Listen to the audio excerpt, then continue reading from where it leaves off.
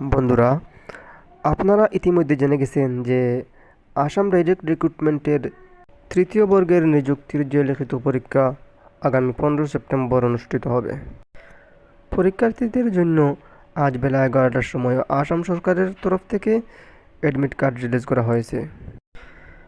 আপনারা যারা তৃতীয় বর্গের চাকরির জন্য আবেদন করেছিলেন তারা এখন থেকে অ্যাডমিট কার্ড ডাউনলোড করতে পারবেন। এই ভিডিওতে কিভাবে আপনারা অ্যাডমিট কার্ড ডাউনলোড করবেন এই প্রসেসটি দেখিয়ে দিচ্ছি।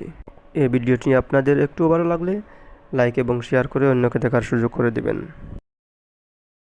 অ্যাডমিট কার্ডটি ডাউনলোড করার জন্য আমরা যে কোনো একটি ব্রাউজার ওপেন করে নেব এবং সার্চ করব www.assam.gov.in। সার্চ করার পর সেবার ওয়েবসাইটে আপনাদেরকে নিয়ে আসবে।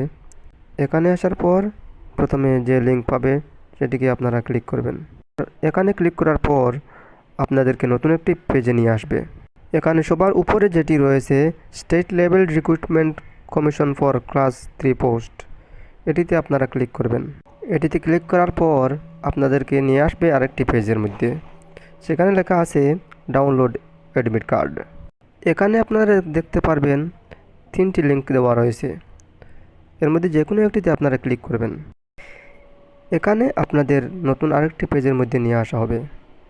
এখানেও লিঙ্ক 1 লিঙ্ক 2 রয়েছে, আপনারা যে কোনো একটি লিঙ্কে আবার ক্লিক করবেন।